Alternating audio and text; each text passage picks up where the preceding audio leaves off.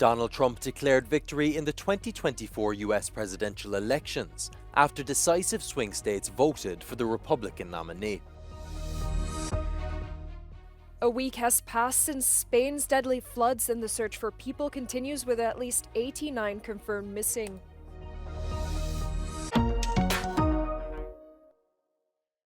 Second lady. Waiting on the final votes to come in, it appears Republican nominee Donald Trump won the 2024 US presidential election. After a nail-biting night in Europe, projections show he won the key swing state of Pennsylvania and its accompanying electoral votes, putting him over the finish line. We're going to help our country heal. We're going to help our country heal. We have a country that needs help, and it needs help very badly. We're going to fix our borders. We're going to fix everything about our country. One of the most narrowly won states in both 2016 and 2020, Pennsylvania was considered a must-win state for Democratic candidate Kamala Harris. Trump made inroads in traditionally Democratic-leaning states, blocking Harris's path to the US presidency. Polls had initially projected a knife-edge battle in the voting stations, but Trump ultimately dramatically outperformed expectations. The billionaire businessman won other key swing states like Georgia and North Carolina, whose electoral college votes helped him to be re-elected as the US's head for his second term. Reactions from across Europe poured in on Wednesday morning as Donald Trump took to the stage in Florida to claim election victory after securing almost enough electoral votes to beat his Democratic opponent, Kamala Harris. Hungary's Prime Minister Viktor Orban was amongst the first EU leaders to congratulate Trump and describe his victory as the biggest comeback in US political history. He was followed by European Commission President Ursula von der Leyen, who said in a post on X that the US and the EU were more than just allies. Italian Prime Minister Giorgia Meloni expressed what she called her most sincere congratulations. While French President also took to social media to congratulate Trump, Macron said he was ready to work together with the US President-elect as they once did for 4 years. Olaf Scholz, in his congratulatory message, said Germany and the US have been working together and will continue doing so. With the latest and crucial projections, Donald Trump secured enough electoral college votes, dashing any hopes for Kamala Harris.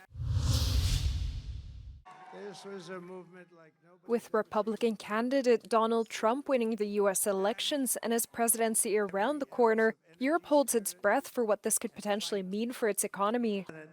Trump has hinted at imposing a 10% trade tariff, which would make European goods imported into the United States more expensive. This is not good news for businesses in Europe, especially those in the auto sector, exposed particularly in Germany. The new president-elect also spoke about increasing tariffs on China by a whopping 60%, mirroring Europe, who recently imposed a 45.3% tariff on the import of Chinese electric vehicles. Many fear this may instigate a trade war worse than the retaliation Beijing prompted onto Europe. Meanwhile, the dollar index jumped 1.5%, its biggest surge since March 2020, sending the euro currency down. As the results begin to roll in for the US election, Europe is beginning to wake up to a new chapter in transatlantic relations. Germany, one of the US closest allies, has spent months this year preparing for both a second Donald Trump term and a Kamala Harris presidency. German MP Thomas Erndl says that Europe needs to ramp up its defense spending and prioritize its security. Jede Investition in eine Partnerschaft muss auch vor den Wählern begründet werden und es muss auch was zurückkommen. Da müssen wir liefern.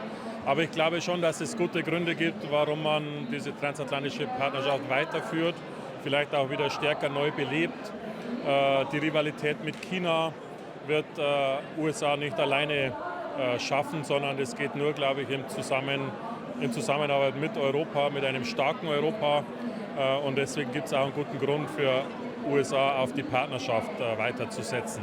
Transatlantic Coordinator and FDP Deputy Parliamentary Group Leader Michael Link warns that there is more at stake for the world if Ukraine loses the war.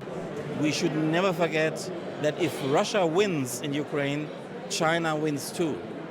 So the idea to say maybe let's shift some resources to restrain Chinese activities is an illusion to think that you have to shift it to Indo-Pacific. China is not an Indo-Pacific challenge. China is a global challenge. Look to Chinese activities in Latin America or in Africa or in Europe. And how does Europe want the results to unfold? American diplomat Daniel Benjamin says there can be major consequences for the economy. Europeans are overwhelmingly hoping for Harris. The polls are quite clear on that. They're quite worried about what will happen to their security arrangements if Trump's elected. They're worried about seeing 20% across the board tariffs.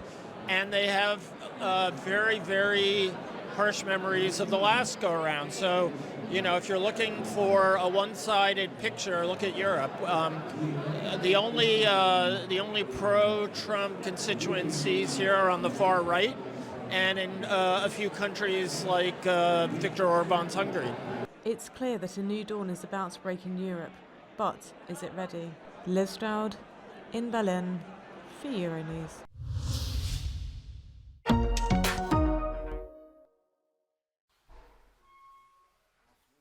A Russian strike on an infrastructure facility in the Ukrainian city of Zaporizhia killed at least 6 people on Tuesday, according to the regional governor.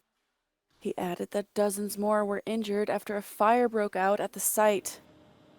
Later in the day, another strike hit a residential area in Kharkiv, damaging a 5-story apartment building.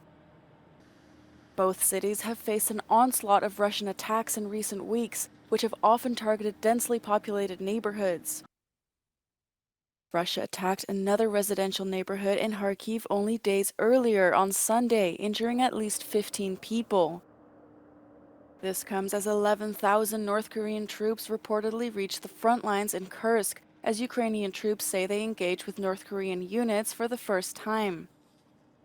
The head of Ukraine's presidential office has called for stronger support from the country's Western allies.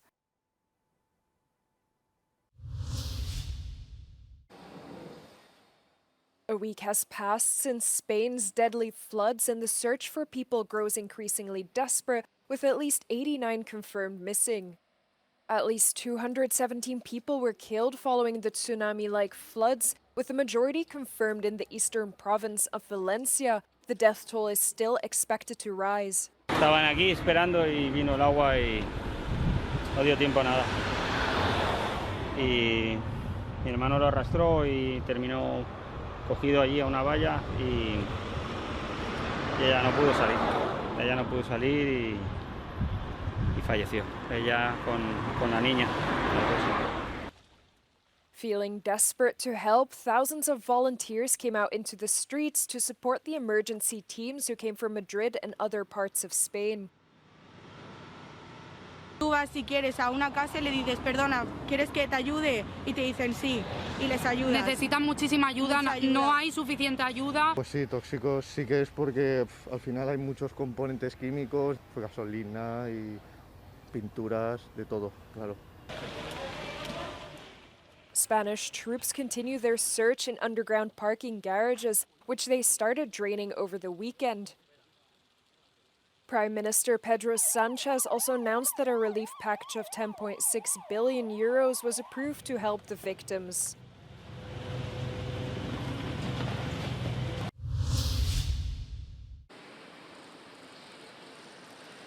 NATO chief Mark Rutte visited Italy on Tuesday, where he met with Italian Prime Minister Giorgia Meloni to discuss defense and support for Ukraine. Since taking over as NATO Secretary General, Rutte has sought to shore up Western support for war-ravaged Ukraine and encourage member states to boost defense spending. To be here and to meet again here in the eternal city.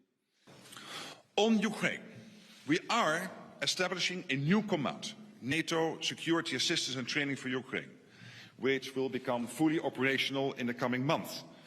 And we are well on our way to fulfilling our pledge to provide Ukraine with 40 billion euros of military support in 2024.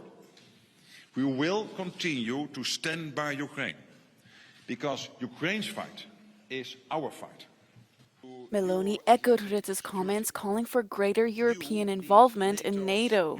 Noi sosteniamo da sempre la necessità che a pilastro nordamericano della NATO si affianchi un solido pilastro europeo. È una visione che condividiamo con il nuovo segretario generale e condividiamo il fatto che è essenziale per tutti noi lavorare a un'industria europea della difesa che sia innovativa, che sia competitiva, che sfrutti la complementarietà tra la NATO e l'Unione Europea.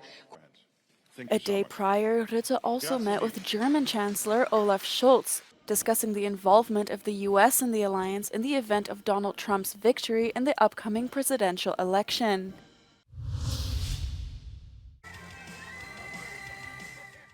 Workers across Europe are facing thousands of job cuts in multiple struggling sectors. German auto parts maker Schaeffler is to cut 4,700 jobs, mainly in Germany but also at other sites in Europe, demonstrating the challenges faced in the German car industry. Meanwhile, grocery chain Auchan has announced redundancy plans for over 2,000 jobs in France. A dozen outlets will close, including one supermarket and 3 hypermarkets, due to a lack of profitability. Its customers are not surprised, saying they often notice empty shelves at the once considered pioneer of hypermarkets. Auchan is planning to reduce its sales area by an average of 25% for hypermarkets. The company intends to focus on smaller stores, drive-through, and home delivery of fresh produce.